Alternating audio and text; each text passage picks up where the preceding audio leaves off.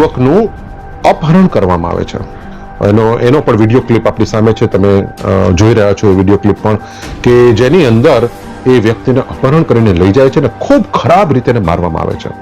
Police, મને લાગે છે કે પોલીસ એમને બચાવી પોતાની ગાડીમાં લાવીને હોસ્પિટલ મૂકીને જતી રહી છે. સુરેન્દ્રનગર જિલ્લાની પોલીસ, ગુજરાતની પોલીસ, આ બધાને હું નમ્ર નિવેદન કરું છું કે કાલે અમારે આ બાબત માટે આગળ ન આવવું પડે, આના માટે અમારે કોઈ કાર્યક્રમ ન કરવો પડે, એની તકેદારી લેવામાં આવે. ખોટું કર્યું છે. તમારે બાબા સાહેબના ફોટા નીચે તમારું પોતાનું નામ લખવાની જરૂર ન હતી, પરંતુ બીજા કોલની અંદર માન્ય ધારાસભ્ય જે શબ્દનો ઉપયોગ કરે છે, જે ભાષાનો ઉપયોગ કરે છે, એ કોઈ રીતે સ્વીકાર્ય ભાષા નથી.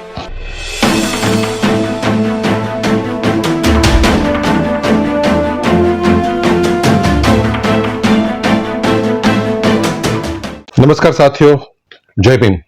એક એવી બાબત માટે ચર્ચા કરવા આપની સમક્ષ ઉપસ્થિત થયો છું કે દસાડા વિધાનસભાનું અમારું પાટડી શહેરમાં હમણાં એક જે ઘટના ઘટી છે એ બાબતે બોલવું ખૂબ જરૂરી છે. પાટડી તાલુકાનો, દસાડા તાલુકાનો એક બુદ્ધિસ્ટ અને એક આંબેડકરાઇઝ્ડ કાર્યકર છે, રાજરત્ન નાગવંશી કરીને, અને પોતે એક્ટિવિસ્ટ તરીકે નાનું મોટું કામ કરે છે. જાહેર જીવનની અંદર લોકો રજૂઆત કરતા હોય છે, પોતપોતાની બુદ્ધિ અને પોતાની ક્ષમતા પ્રમાણે કામ કરતા હોય છે. ક્યારેક કોઈને ગમતું હોય છે, ક્યારેક નથી પણ ગમતું હતું, પણ એને ગમતું હોય, ન ગમતું હોય, એની અભિવ્યક્તિના રસ્તાઓ હોય છે, કઈ રીતે એને અભિવ્યક્ત કરી શકાય. તાજેતરમાં એક ઘટના ઘટી કે અમારા સ્થાનિક ધારાસભ્ય ભાઈ શ્રી પી.કે. પરમાર દ્વારા માનનીય મંત્રીશ્રીને એક બાબા સાહેબનો ફોટો અર્પણ કરવામાં આવ્યો છે. સામાન્ય દ્રષ્ટિએ એ ઘટનામાં હું વ્યક્તિગત રીતે કોઈ જ વાંધો જોતો નથી. ફોટાની નીચે એમણે પોતાનું નામ લખેલું હતું, અને ઘણા બધી જગ્યાએ આવા જે શિલ્ડ અપાતા હોય છે એની અંદર લોકો પોતાની સંસ્થાનું નામ, પોતાનું નામ લખતા હોય છે. ખૂબ સ્વાભાવિક બાબત હતી, ખૂબ સામાન્ય બાબત હતી. ઠીક છે, ઉપર સૌજન્ય શબ્દ લખ્યો હોત તો વધારે યોગ્ય હતું, પરંતુ મારી દ્રષ્ટિએ કોઈ એવી કોઈ ગંભીર બાબત હતી નહીં. પરંતુ આ રાજરત્ન નાગવંશીને એમાં કંઈક ખોટું દેખાણું અને એમણે માન્ય ધારાસભ્યશ્રીને ફોન કર્યો. ફોન કરીને એ ઓડિયો ક્લિપ પણ અત્યારે સોશિયલ મીડિયાની અંદર જાહેર છે. એમાં એ સાહેબ અને તમે એને ખૂબ માનવાચક શબ્દોથી કહે છે કે તમે આ ખોટું કર્યું છે, તમારે બાબા સાહેબના ફોટા નીચે તમારું પોતાનું નામ લખવાની જરૂર ન હતી. માન્ય ધારાસભ્ય શરૂઆતમાં તો ખૂબ સારો જવાબ આપે છે. ફરીથી કહું છું, મારા વ્યક્તિગત રીતે હું ચોક્કસ માનું છું કે આમાં કંઈ જ અજુગતું, કંઈ જ ખોટું હતું નહીં.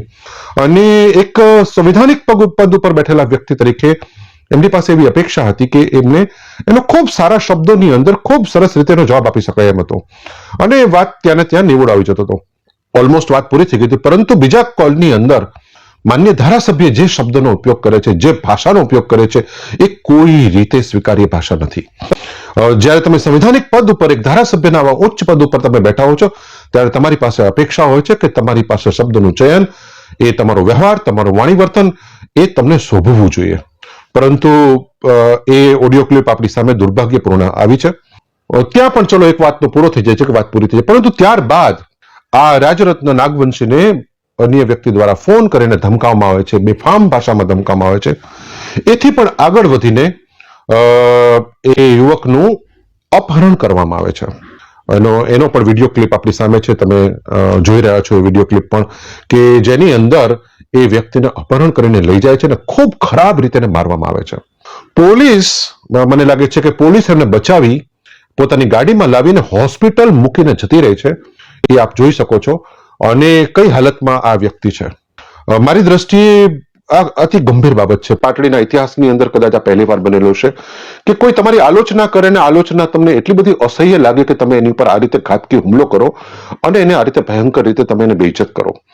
એથી પણ અતિ ગંભીર મને બાબત એ લાગી કે હું સમગ્ર ગુજરાતની અંદર પ્રવાસ કરતો હોઉં ને જ્યાં જ્યાં સમાજના કાર્યક્રમો હોય, ખાસ કરીને અમારા દલિત સમાજના કાર્યક્રમો હોય, ત્યાં હું અમારા ખારાપાટ પંચપ્રજ્ઞાનું ઉદાહરણ આપું છું કે એટલો બધો સુનિયોજિત રીતે અમારું આ જે સમાજનું સંગઠન ચાલે છે એના અનેક ઉદાહરણો આપી શકાય છે. ખારાપાટે અનેક આઈએસ આઈપીએસ અધિકારીઓ આ વિસ્તારમાંથી આપ્યા છે. ખૂબ સારા બુદ્ધિજીવીઓ અત્યારે પણ આ સંગઠનની અંદર છે, અને એક બહુ જ અતિ ભવ્ય હજારો દલિતોના યોગદાનથી, અનેક લોકોના યોગદાનથી, શુભકામનાઓથી, કડી મહેનતથી ત્યાં સમાજ ભવનનું નિર્માણ કરવામાં આવ્યું છે. આ સમાજ ભવનની અંદર આ યુવકને લઈ જઈ અને ત્યાં એને ગોંધી રાખીને ત્યાં એને મારવામાં આવ્યો છે. આ અતિ ગંભીર બાબત છે. આ સમાજ ભવનને હું તો સમાજનું મંદિર અને શિક્ષણનું ધામ કહું છું. એ શિક્ષણનું ધામ અને સમાજનું મંદિર એ કોઈને અપહરણ કરીને ગોંધી રાખીને મારવા માટે બનાવવામાં આવ્યું નથી. હજારો લોકોએ પોતાનું અમૂલ્ય યોગદાન એની અંદર એટલા માટે નથી આપ્યું કે આ ભવનની અંદર અસામાજિક પ્રવૃત્તિ કરી શકાય. એથી પણ દુર્ભાગ્ય રીતે ત્યાં સમાજના અમુક આગેવાનો હાજર હતા. એ આગેવાનોની પહેલી નૈતિક ફરજ એ હતી કે એ યુવાનને બચાવો, યુવાનને બચાવીને એને હોસ્પિટલ લઈ જવો. આ એક માનવતાની દ્રષ્ટિએ પણ એમના માટે એક આ કરવું ખૂબ જરૂરી હતું. પરંતુ દુર્ભાગ્ય રીતે કદાચ એ લોકોએ યુવકને બચાવ્યો પણ નહીં, એને હોસ્પિટલ પણ ન લઈ ગયા. અને જે રીતે હોસ્પિટલ લઈ ગયા પછી પણ જે ઘટનાઓ ઘટી રહી છે અત્યંત દુર્ભાગ્યપૂર્ણ છે. હું આ ઘટનાને સખતમાં સખત શબ્દોમાં વખોડી કાઢું છું. કારણ કે જો આ પરિસ્થિતિમાં નહીં બોલીએ, કોઈને સારું લાગશે, કોઈને ખરાબ લાગશે એવું વિચારીને જો આમાં ચૂપ રહેશું તો આવનાર સમયની અંદર સમાજ આપણને માફ નહીં કરે. અમે રાજકીય જીવનના માણસો છીએ, જાહેર જીવનના માણસો છીએ. આલોચનાઓનો ભોગ અવારનવાર બનતા હોય છે અને આલોચનાઓ ઘણી વખત માત્ર સાંભળી લેવાની હોય છે અથવા એનો યોગ્ય પ્રત્યુત્તર આપવાનો હોય છે. અને મોટે ભાગે તો તમારું કામ જ એ આલોચનાઓનો જવાબ હોય છે. એને શબ્દોથી પણ ઘણી વખત જવાબ દેવાની જરૂર હોતી નથી. પરંતુ જે પ્રકારે એક સંવૈધાનિક પદ ઉપર બેઠેલા વ્યક્તિ દ્વારા જે વાણી વિલાસ કરવામાં આવ્યો છે, અગાઉ પણ એ આ પ્રકારની ભાષા વાપરી ચૂક્યા છે, જે મારી દ્રષ્ટિએ કોઈ સંજોગોમાં યોગ્ય નથી. દસાડા, પાટડી, લખતર અને નળકાંઠાના લોકોએ પોતાના અમૂલ્ય મત આપી એક વ્યક્તિને જીતાડીને વિધાનસભાની અંદર એટલા માટે નથી મોકલ્યો કે કાલે તમારી કોઈ આલોચના કરે ને તમે અપહરણ કરી અને એને ગોંધી રાખીને તમે એને મારો, અને એ પણ એક બુદ્ધિસ્ટ વ્યક્તિ તરીકે તમે એની સાથે ભાષામાં વાત કરો છો, એ કોઈ રીતે સ્વીકાર્ય નથી. હું ખારાપાટ પંચ પરગણાના અમારા તમામ સન્માનીય આગેવાનોને વિનંતી કરું છું કે આ બાબતે તમે ચૂપ રહ્યા તો આવતીકાલે પણ બીજી ઘટના ઘટવાની છે અને ત્યારે પણ સમાજ ચૂપ રહેશે. આ તો માત્ર સમાજનો દીકરો છે, પરંતુ કોઈ પણ સમાજના વ્યક્તિ સાથે જ્યારે અત્યાચારની ઘટના થાય, એની સાથે જ્યારે પીડા થાય ત્યારે એની પડખે ઉભો રહેવાની દરેક સમાજની ફરજ છે.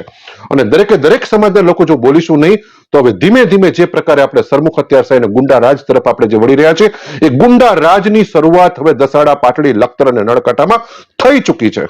આને ઘોર શબ્દોમાં નિંદા કરવી પડે. અને મને એથી પણ વધારે દુઃખ પોલીસનું છે કે હાલ જ અમારા સુરેન્દ્રનગરના જે અમારા એસપી સાહેબ આવ્યા છે, મેં ખૂબ સારી વાતો સાંભળી છે.